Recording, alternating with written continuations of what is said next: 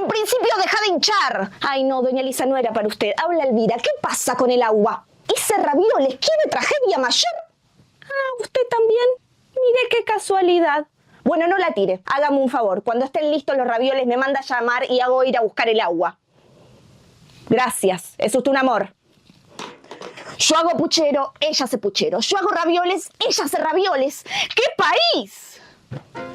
Seguramente te acordarás de este diálogo por la película Esperando la carroza, pero lo que no sabes es que todo este universo arrancó primero en una obra de teatro. Si bien en 1985 se estrenó la película, ya en los años 60 la obra de teatro era un éxito de taquilla. Esperando la carroza inauguró un subgénero muy particular en el país, el grotesco criollo. Surge a principios del siglo XX y se caracteriza por una mezcla entre drama, exageración, comedia y una fuerte crítica a la sociedad argentina. El grotesco criollo y la calle Corrientes nacieron casi al mismo tiempo. Al día de hoy, en esa avenida de la ciudad de Buenos Aires funcionan al mismo tiempo 25 salas teatrales. Hoy en las más de 1500 salas de teatro que hay en la ciudad aparecen obras como La vida extraordinaria, Las cautivas, Viento blanco y también Una casa llena de agua. Lo que comparten todas estas obras de teatro es que son producidas por la misma compañía, Teatro Futuro.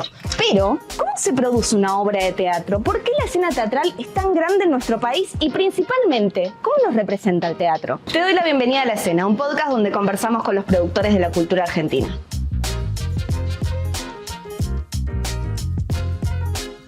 Ah, y lo que no les conté es que este episodio está coproducido por Maca Suárez, actriz, generadora de contenidos, licenciada de actuación de la UNA. Ella licenciada. Y también actuó en novelas de Telefe y películas de Netflix. Es coconductora de Derecho al Goce, el programa de la licenciada C, que la amamos. La amamos. Y también genera contenido sobre casting porque trabaja en la agencia Saigon. Vamos a armar unos tragos de la fuerza, unos vermú para la entrevista. Es que yo vine a esto, no sé qué vamos. Claro. Luego. Esto no es Yo una vine a previa. caviar. Ah, claro, era la idea. Escúchame, ¿vos te trajiste algo sobre Caro? Sí, sobre por Caro supuesto. Castro, que vamos a entrevistar. Yo como licenciada tengo que venir estudiada. Claro, estudiadísima, por favor, te Sino pido. ¿para qué vengo a hacer esto? No, además de escabiar, vamos a presentar a una ícona y a una emperatriz de la producción argentina. Me encanta eso de emperatriz. Es que sí. Es que vos le pusiste esa palabra y yo ya voy con esa ahora. Me parece bien. Yo quiero presentarla como una emperatriz de la producción teatral. Y bandera de ceremonia. Cuando ella aparece, aplaudimos de pie. Total. Ella es también licenciada en comunicación de la UBA. Así es. Y gestiona culturalmente y teatralmente desde 2006 en la escena teatral. Perfecto. Sí. Y además está encargada de la prensa de la Bienal de Arte Joven en Buenos Aires. Además produce lo que es la escena teatral y está encargada de proyectos especiales de alternativa teatral. Trabajó con otra ícona, otra emperatriz. ¿Quién es? Débora Lacher. Esa. Y no solo eso, nos quedamos cortas si decimos solo esto. Ella es productora de la compañía de Teatro Futuro, junto al músico Ian Schifre y junto al director y dramaturgo Mariano Tenconi Blanco, que conforman esta compañía teatral de Teatro Futuro. Bueno, de eso vamos a hablar muchísimo, de Teatro Futuro. Sí. Es un proyectazo que hace muchos años que viene trabajando. Y tienen cantidad de obras de calidad. O sea, vos vas a ver una obra de la compañía Teatro Futuro y lo que hace es servir calidad. Total, como la fuerza. Vamos, bueno, que ya llegó. ¿Vos te vas a tomar vos? Uno para acá. Ah, perfecto, muy bien. No, si no, vamos al estudio. Muy bien, vamos.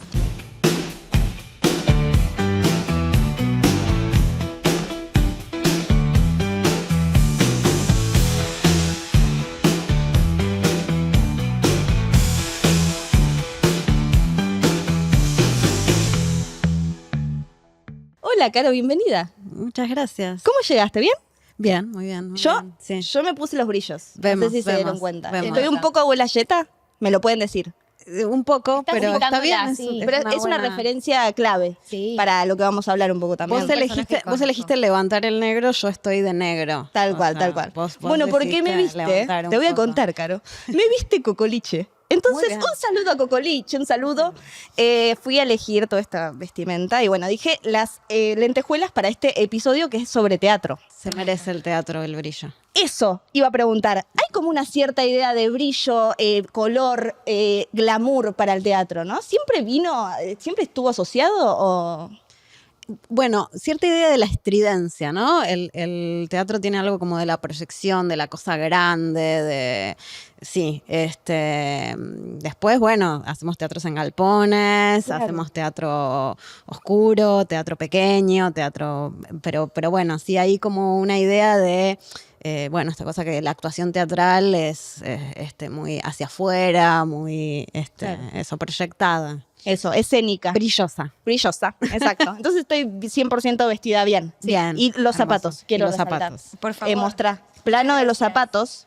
Porque también de arriba estamos brillosas, pero de abajo eso es una Detalle, excelente. siempre el detalle. No, el detalle, el detalle. Yo tengo solo una gomita de pelo fucsia Pero que dijimos, me quedó, que además es de una obra, me acabo de dar cuenta, Ok. digamos, que la tenía en la mano. ¿Querés Es de nombrarla? Una casa llena de agua, la usa Violeta Ortiz Berea en la obra de Tamara Tenenbaum. bueno, Caro, la primera pregunta que habíamos pensado con Maca es la siguiente.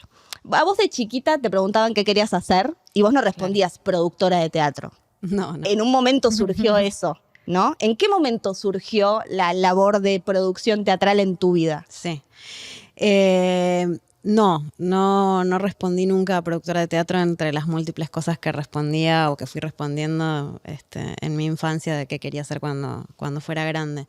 Pero en un momento apareció la idea del periodismo, cuando, digamos, ya cercana a la decisión. Yo soy de la provincia de Chubut, vine a estudiar a Buenos Aires cuando tenía 18 años. Y entonces en esa decisión vocacional apareció el periodismo y apareció la carrera de comunicación. Y había cierta idea del periodismo como un lugar posible de transformación, no sé, esta idea juvenil de hacer una diferencia, cambiar el mundo, lo que sea.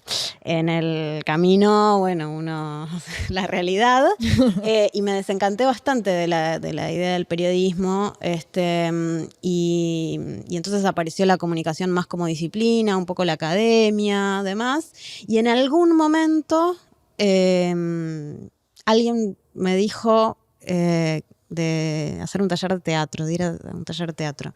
Entonces empecé a hacer teatro, pero más como una idea de sociabilidad, digamos, siempre yo estaba más vinculada a los libros, mis padres son libreros, entonces, digamos, como toda mi vida fue atender la librería, estar en la librería muy rodeada de libros, y de hecho trabajé 2 años en la Biblioteca Nacional, bueno.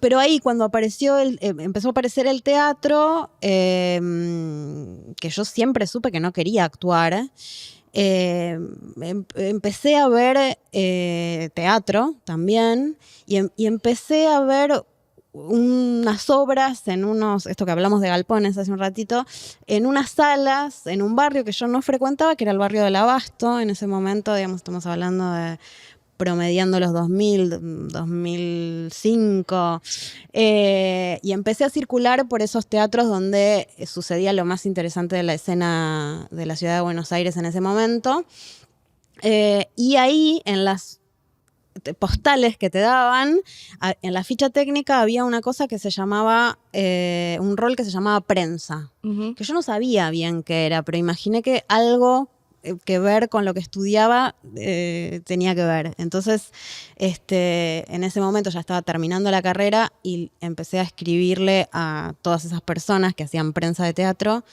y por fortuna una de ellas me respondió, y empecé a trabajar digamos, como agente de prensa de teatro en el año 2006 fue esto. Y a partir de ahí fue mi vinculación con el teatro desde la comunicación inicialmente y luego desde la producción, porque me daba cuenta cuando hacía comunicación y prensa de teatro que lo que más me gustaba era ir a las salas, estar en los camarines, estar en la cabina, en la parte técnica. El detrás de escena. El detrás de escena. Sí, el detrás, el costado, siempre como todo lo que rodea el escenario. El costado es más interesante que el detrás, hay que decirlo, en el teatro. Lo que se llaman las patas, digamos, ver la escena desde el costado. Es que tenés todos los puntos más, de vista, además. Exactamente. De hecho, hay obras que han trabajado con esa idea del costado, el detrás de escena. Digamos, una de las más conocidas fue Estado de Ira de Ciro Sorsoli. Pero es un tópico en el teatro, esa idea de ver la escena desde el costado, desde atrás. Y ahí, bueno, en un momento decidí ya no más hacer prensa y empezar a hacer producción. Y no hace mucho que pongo cuando uno tiene que rellenar que soy productora de teatro, porque durante mucho tiempo seguí poniendo periodista, aunque no lo hacía. Fui muy poco tiempo periodista, hice algo de periodismo cultural, pero hace poquito empecé a poner productora de teatro y cuando la gente me pregunta digo que soy productora de teatro y la gente se imagina cosas Claro. brillosas Y exóticas. y grandilocuentes. Sí. No, y también te referías a esto de ser prensa. Y quizás, así como vos que entraste al teatro y te dedicás de alguna manera también, no se sabe qué es ese rol, pero es la importancia de difundir una pieza teatral, algo de la cultura, que muchas veces en esta vorágine de cantidad de opciones, porque aparte de la ciudad de Buenos Aires tiene muchísimas salas teatrales, muchas veces que quizás no llega la información. Y esto de ser prensa, de difundir, de mostrar un recorte para que la gente le interese, es súper importante.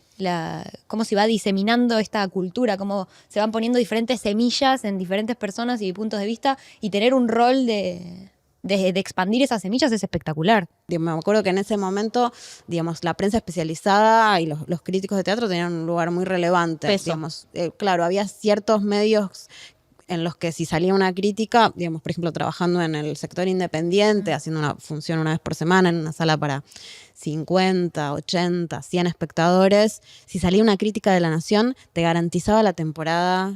Primero, aparecía un público que era diferente, digamos que no... Que no consumía habitualmente que no- ese teatro. Ese tipo de teatro, que no Total. iba a esas salas y te garantizaba 3 meses la sala llena y además ayudaba que si la obra era buena, después el famoso boca a boca, Claro. la influencia directa por nuestros referentes pares, generaba esa multiplicación. En algún momento después fue Víctor Hugo, que Víctor Hugo pasó por todo. pasó por todo, que Víctor Hugo lo que hacía era muy hermoso porque él no...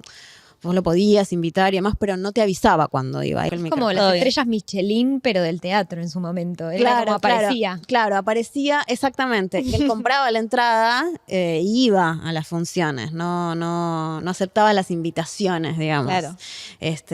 Ahí había un par de personajes de esos. El típico personaje del crítico, como que aparece de sorpresa, Sí. opina lo que quiere opinar en base a lo que ve, como que no está tomado por nada, ningún tipo de interés, nadie le paga, es como ese crítico. Sí, por eso el crítico culinario, ¿no? Esto es la película Claro. de Ratatouille, como Total. que va, que Total. cae de sorpresa. Sí, eso. No, y también hay algo de esto de que antes estaba mucho más centralizada la información y digo del 2000 corto. Ahora hay algo de la reproducción de las pantallas. Hoy todo el mundo tenemos un celular en la mano y hay algo de esa pantalla que todos tenemos una cámara para filmar, para hacer una crítica, buena o mala, no importa. Y esa expansión de voces, como todo, tiene sus pros y sus contras. Como... Sí, y también los públicos, ¿no? Sí. Imagino que también cuando producís una obra de teatro pensás a qué público puede ir asociada a esa obra de teatro. ¿Es parte de la planificación de la producción pensar una obra y su público? Sí, más que pensar una obra y su público, digo, siempre tenemos la fantasía de que las obras son para públicos amplios. Nosotros, digamos, yo desde la compañía, la que digamos, no entramos todavía ahí, pero digamos, en este recorrido siguió que en el 2013 yo empecé a trabajar con Mariano Tenconi Blanco, autor y director, en una obra que se llamó La Fiera. Gran obra de teatro. En la que también estaba Ian Gifres, el músico. Y a partir de ese momento, 2013, nosotros empezamos a trabajar juntos y fundamos Compañía Teatro Futuro, que el nombre se lo pusimos un poco después, pero la fundación de la compañía, digamos, la fechamos en ese momento, que empezamos a trabajar juntos. Esa obra también generó como una estética de la compañía. Y sí, uno hace un recorte de público. Nosotros desde ese momento como empezamos a trabajar en la posibilidad de expandir la plataforma de la compañía porque nos interesaba un crecimiento de escala en términos estéticos, de formato y una ampliación del público. Digamos, en términos de gestión, nos interesaba llegar como a audiencias más amplias, haciendo el teatro que a nosotros nos gustaba hacer, que queríamos hacer. Y además, cuando hablo en términos estéticos de ampliar el formato, es porque nosotros provenimos de la escena independiente, en la que, no sé, La Fiera, por ejemplo, se estrenó en una sala El Extranjero, una El sala Extranjero. hermosa que está en el Abasto, que tiene 64 butacas. Claro. Entonces, digo, hay algo también de uno está pensando en una escala de producción. Vamos a hacer una obra que va a ser 4 funciones mensuales, o sea, una función por semana. La Fiera iba los martes, hacía un día súper alternativo para 64 personas. Son menos de 260, es un número Personas difícil, por día. 64. 260 personas por mes, digo, es muy poca gente Por mes, perdón. para ser exitoso. Entonces, sí, para mí hay que trabajar para esa escala y entendiendo como cuál es el público directo y cómo ese público se puede ir ampliando. Y cuando lo hicieron, apuntaron a un rango etario, como dijeron, tenían una premisa de decir como, esta obra va a funcionar para un rango de 25 35 años. Lo que nos interesa desde la comunicación es poder ofrecer como herramientas de lectura para la obra, para guiar la lectura hacia el lugar donde nosotros nos interesa que nuestras obras se lean. Hermoso. Digo, y eso lo venimos haciendo desde la Fiera, cuando no nos conocía nadie, y era llenar la obra y llenar las funciones e intentar, no sé, hacer una temporada de 2 meses. Ujú. Fue súper exitosa la Fiera, le fue increíble y agotaba, digo, de 1 o 2 meses en anticipado. Y además gran la trabajo función. de la actriz Iride Moquert. Que, Sí. digo bien, ¿Iride Moquert o Moquet? Iride Moquert. Moquert. Iride bien. Moquert, sí, una actriz increíble, muy brillosa, como decíamos, una actriz Y muy muy expansiva. hacia afuera, muy expansiva. Atravesaba. Sí, pero esa obra inauguró como este modo de hacer que tiene la compañía de música en escena, un monólogo a público, digo que es algo de... Y un modo de eso, de comprensión de la escena. Esa obra... para quienes no la vieron, que son muchísimas personas, porque digo, estuvo en cartel 2 años, pero entre el 2003 y 2015, después se hizo una versión uruguaya que estuvo entre el 2016 y el 2018 en Uruguay, de Montevideo. Era una obra que trataba sobre una chica pobre de Tucumán, de las afueras de Tucumán, de zona rural, que durante las noches se convertía en tigre y mataba hombres Me encanta. por venganza. O sea, era una vengadora. Y nosotros trabajábamos con la estética del cómic y algo de la narración de los superhéroes. O sea, como la obra era como ese primer capítulo del cómic donde el héroe se transforma, donde la persona común se transforma por una circunstancia excepcional en héroe. Entonces, en este caso, lo que había detrás era violencia de género, trata de personas, porque lo que ella estaba era vengando a su hermana y buscando a su hermana que la habían secuestrado en una red de trata. Pero la obra era profundamente irreverente y no panfletaria. Entonces, eso, ahí se inauguró como una forma de entender el vínculo entre política, preocupaciones sociales y lo que nosotros hacemos, que es jugar en escena. Jugar con el lenguaje, jugar con el cuerpo, con nuestros dispositivos y yo siempre digo nuestras maderitas, nuestras luces, como eso, crear con herramientas muy precarias un mundo ficcional que es muy frágil. Sí. Y ese año que estrenamos La Fiera y que nos fue bien, Mariano me trajo una obra que me dijo, este es el próximo proyecto que quiero que estrenemos, que era una obra que ya tenía escrita, que se llama Todo tendría sentido si no existiera la muerte, que es una obra que tenía 150 páginas. O sea, en teatro, que el otro día un poco hablaba con un grupo de amigos, es medio difícil hacer una norma, pero casi es como un minuto por página, quizás. sí, 30, o un poco más. 30 páginas son 1 hora más o menos de diálogo. Entonces imaginen 150. No. Horas. ¿Las cautivas cuántas hojas? No, las cautivas, lo que pasa que las cautivas, porque digo, el modo que tiene de escritura Mariano, en este caso Todo tendría sentido, era una obra de escenas, dialogada, era puro diálogo, no había, Mariano trabaja con didascalias, que didascalias son los comentarios que se ponen sobre la escena, por ejemplo, sobre dirección del actor o acciones que hace el actor, o sobre el mobiliario. Por ejemplo, en esta escena diría, hay una mesa azul y hay 2 sillones, en uno de los sillones están sentados 2 de los personajes, en el otro sillón, bueno.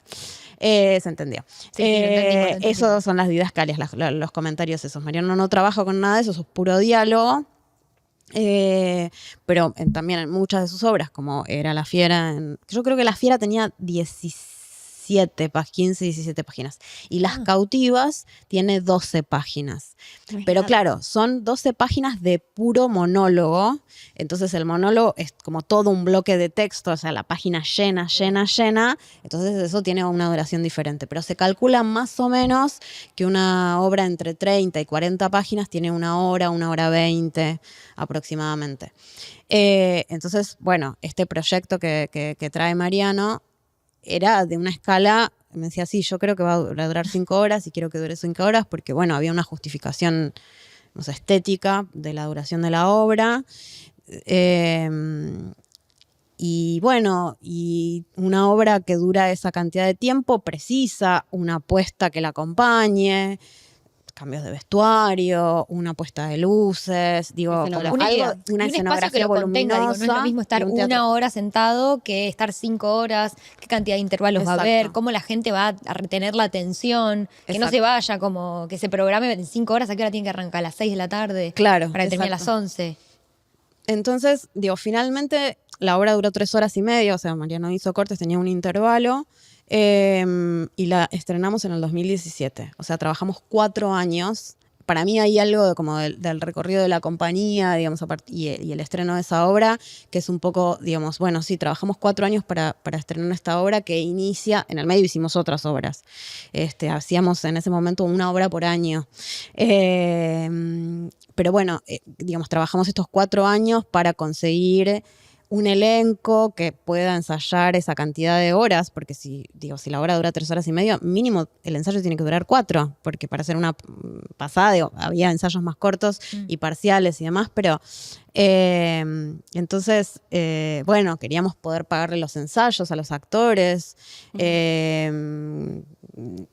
tuvimos una escenografía grande, costosa, que se armaba y que le pedíamos a los teatros en los que estuvimos poder hacer varias funciones por semana. En general, en el teatro, digamos, que se conoce como el teatro comercial o el teatro empresario en términos más técnicos, que son los teatros de calle Corrientes, digamos.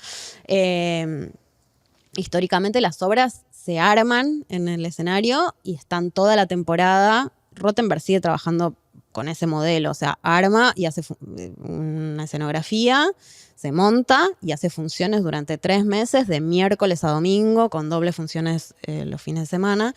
Ese no es el modelo del teatro independiente. En el teatro independiente hay que poder armar y desarmar la escenografía. Eso además es costoso en términos, porque hay alguien que lo tiene que armar y desarmar.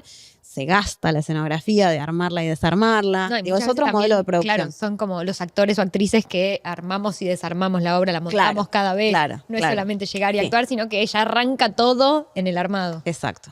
Algo con respecto a eso, que leí de Compañía de Teatro Futuro, porque quiero que entremos ahí de cómo Dale, arrancó dale. Compañía de Teatro Futuro también un poco, que nos cuentes, pero al mismo tiempo leí que es una compañía, a diferencia de muchas otras, que no tiene actores. Es una compañía sin actores. Sí. Eso me llamó mucho la atención. Sí. Como, ¿cómo es eso? ¿Cómo es sin actores? Sí, bueno, responde un poco a un modo de hacer. Yo siempre digo, el teatro es muy territorial. Digamos, entonces yo solo puedo hablar del teatro de la Ciudad de Buenos Aires. El hacer del teatro de la Ciudad de Buenos Aires es de un grupo de gente que se encuentra y produce. Eso se desarma y se vuelve a armar con otro grupo de gente.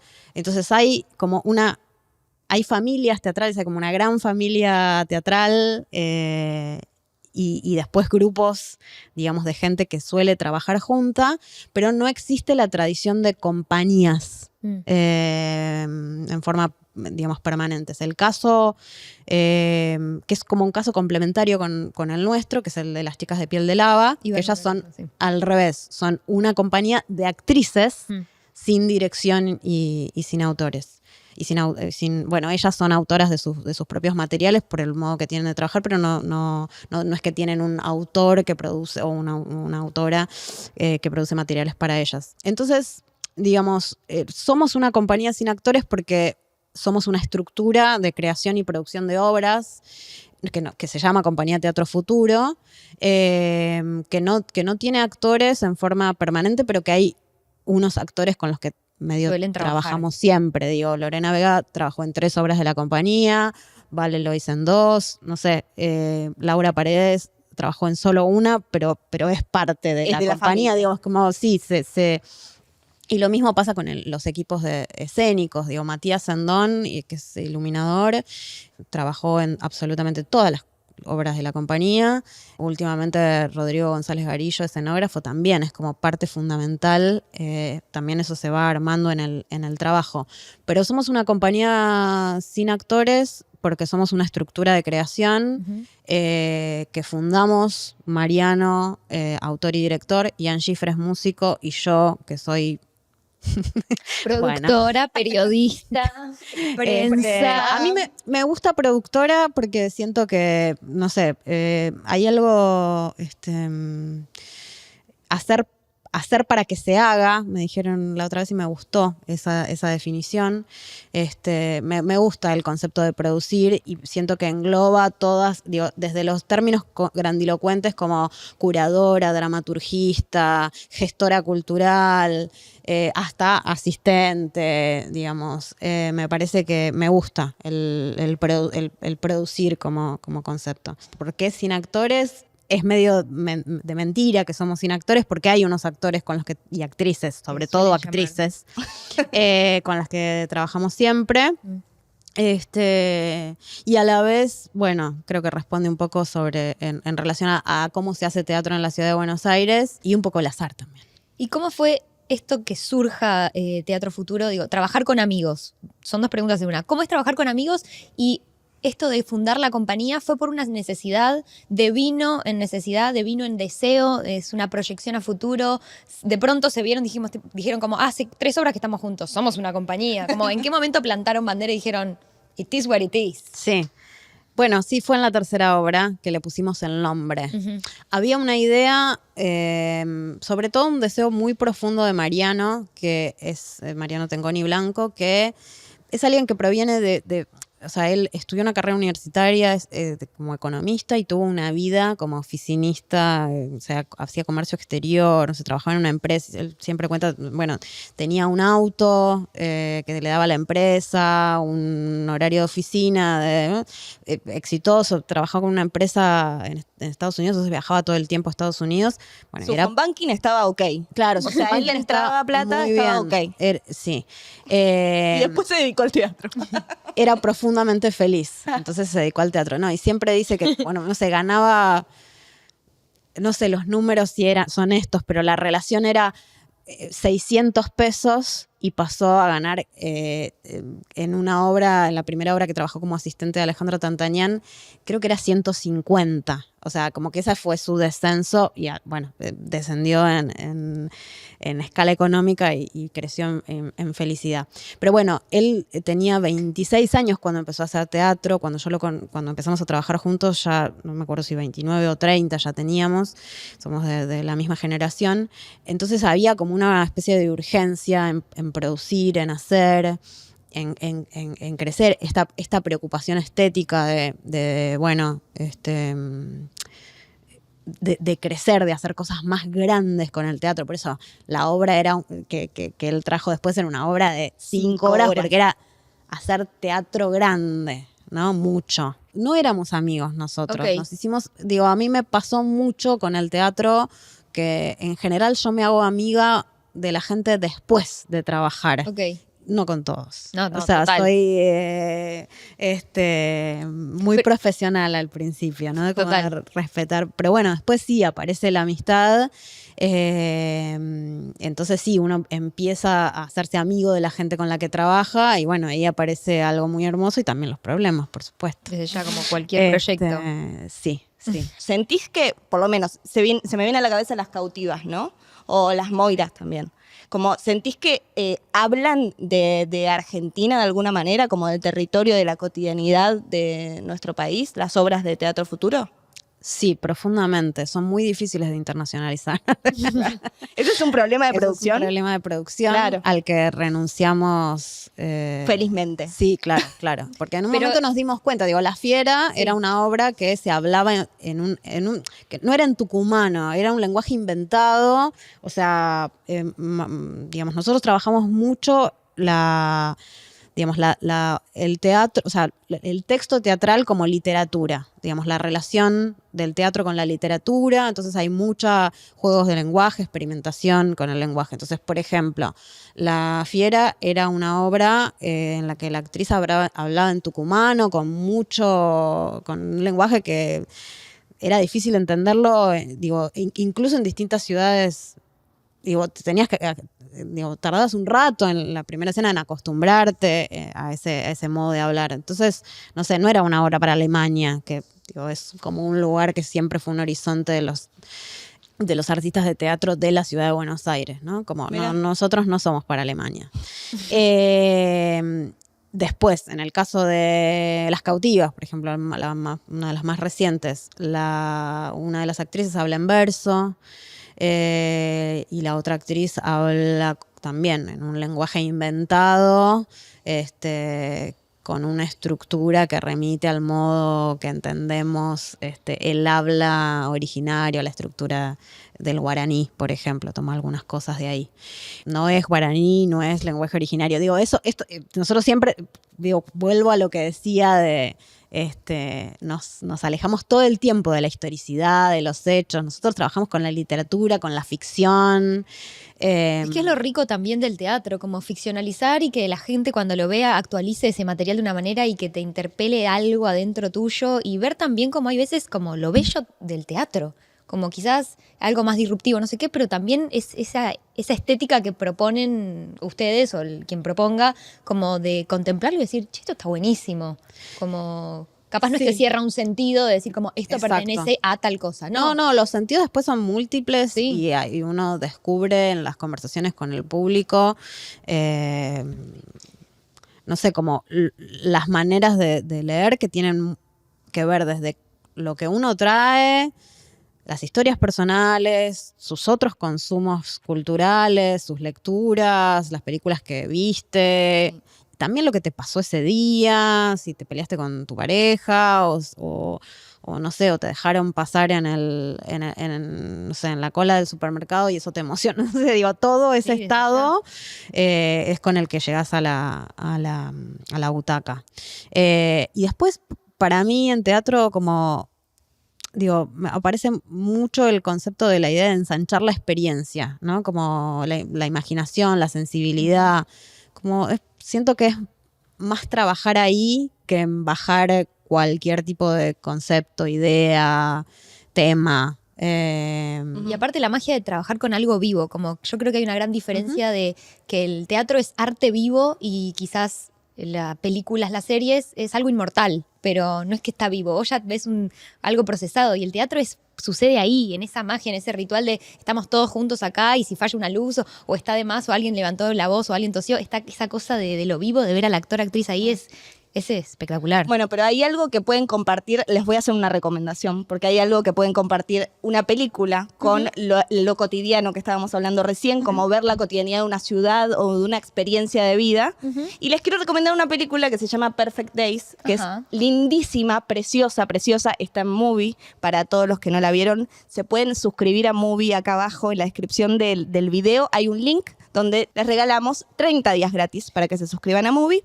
Y Perfect Days trata sobre un protagonista que él limpia baños en Tokio y medio que la película trata de eso, de su vida limpiando baños, lo que le pasa con la familia, lo que le pasa con, bueno, un personaje muy lindo que aparece en la película también, que es una niña, pero bueno, trata de eso, de lo cotidiano, ¿no? Y también de la ciudad de Tokio. Bueno, Wim Wenders es un director buenísimo. Mega consagrado, mega reconocido, con su estética marcada. Total. Hermoso. Y bueno, les quería preguntar eso un poco de la mano con lo cotidiano, ¿no?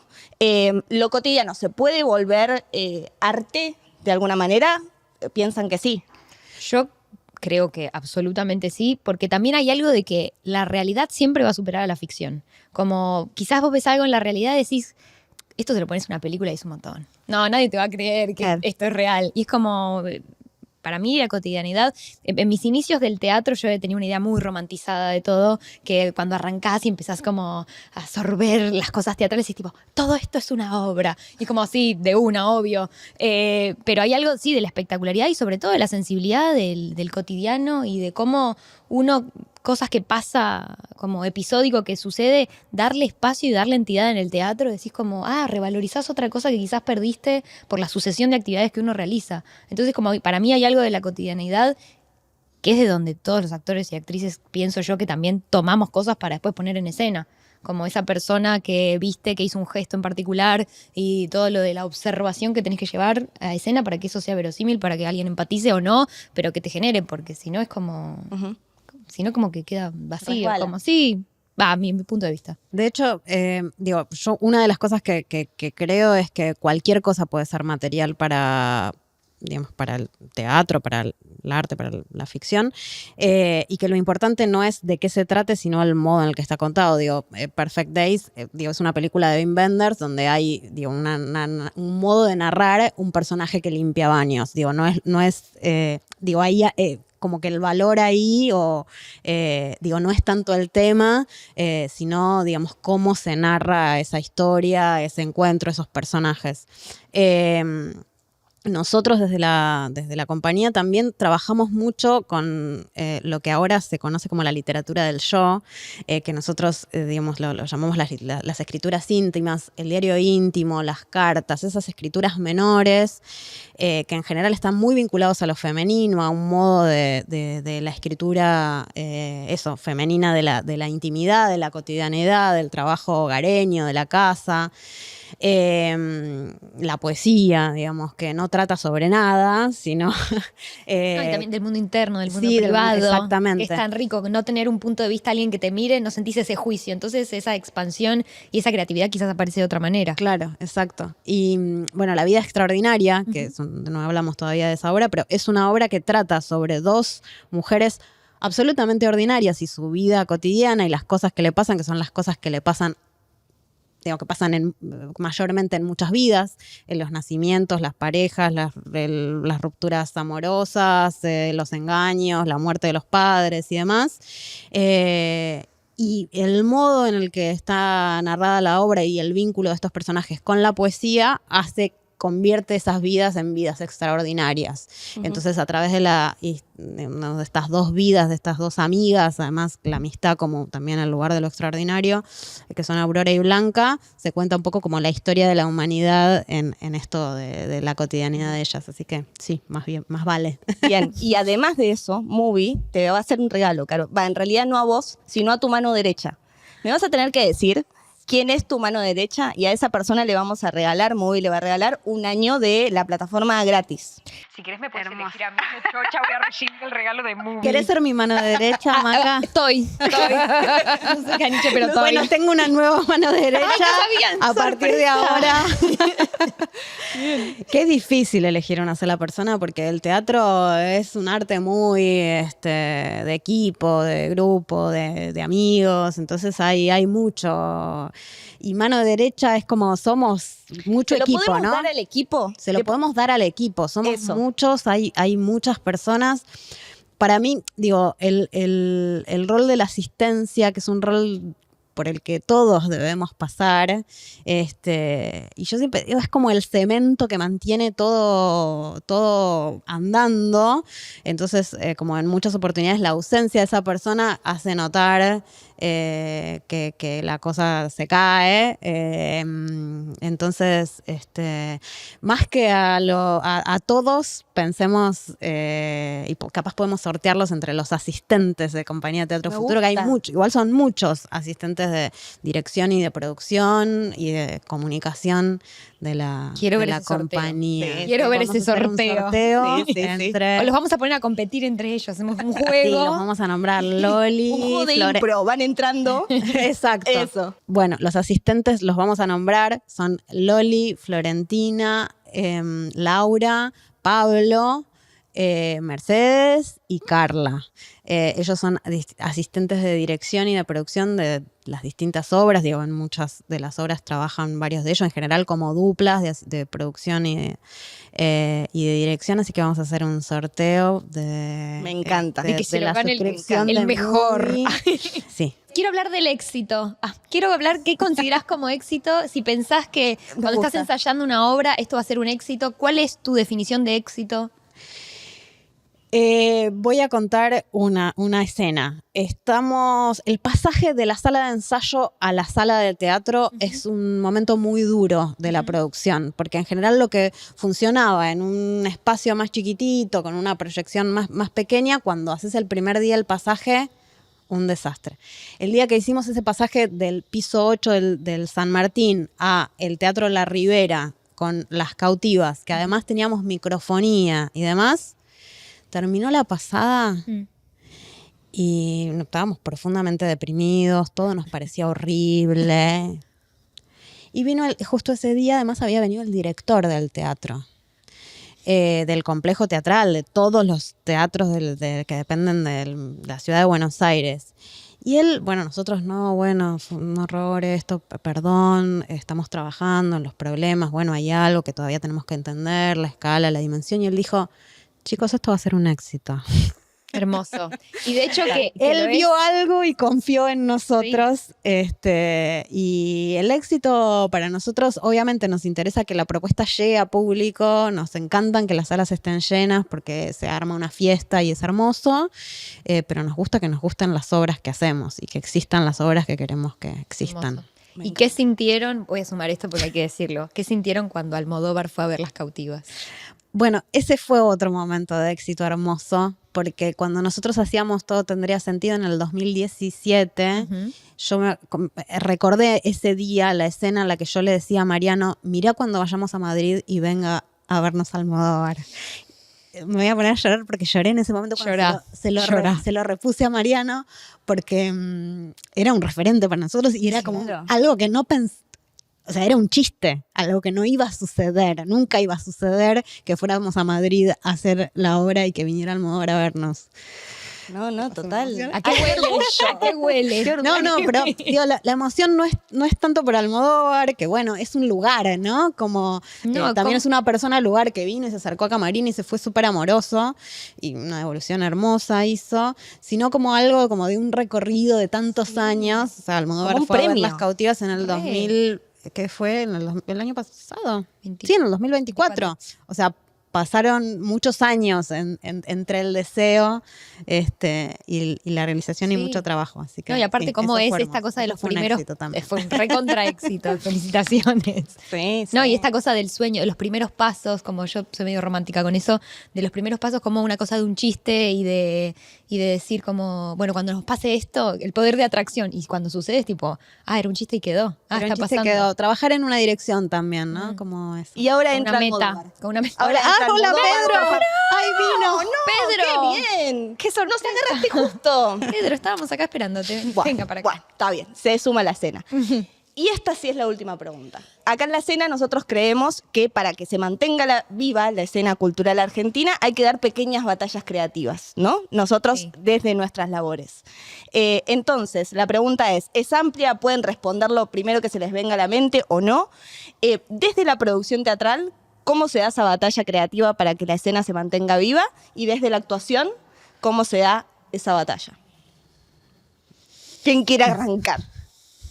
Por favor. Bueno, la creatividad en producción en una Argentina y en este contexto es cada vez más difícil y más dura. Pero sobre todo yo creo que hay algo después del trabajo durante tanto tiempo y de que determinadas cosas te hayan salido más o menos bien. Para mí la batalla es no quedarte y reproducir lo que ya sabes cómo hacer. Hablamos de Todo Tendría Sentido bastante hoy y ese fue para nosotros un cambio de escala, un salto. Fue mi obra tesis de producción. Trabajé 4 años para conseguir esa producción. Se reunieron 8 instituciones. Bueno, ahora, en ese momento nos costaba que nos dieran reuniones, había que trabajar mucho para que nos atendiera un gestor, un director de teatro. Ahora, bueno, por suerte, digamos, es mandar un mail, llamar y más o menos se arma la reunión y podemos hacer propuestas y demás. Entonces, es ver cómo no quedarte en reproducir eso que ya sabes y animarte a hacer cosas y fallar y fracasar. Digamos, porque no sabes hacerlas. Algo de por ahí va. Sí, y yo pienso que también la creatividad en los tiempos que corren es es un acto revolucionario. Digo, tener una obra en cartel es resistir, como todo atenta para que eso no esté, para que eso muera, para que se silencien esas voces y hacerlo. Primero que no vas a ver, digo, a no ser que estés en el teatro oficial, en el teatro comercial, no vas a ver mucha plata. Digo, y hay que pagar un alquiler y hay que cubrir un montón de gastos. Y hacerlo y tenerlo y cuidarlo es como... Es súper valioso, es súper valioso. Y también hay algo en el teatro independiente que a mí me encanta. Es como, siento yo que es arte gourmet. Como que esta cosa de para pocos y que se hace y que está ahí, que está vivo, es tan bonito, es tan inspirador.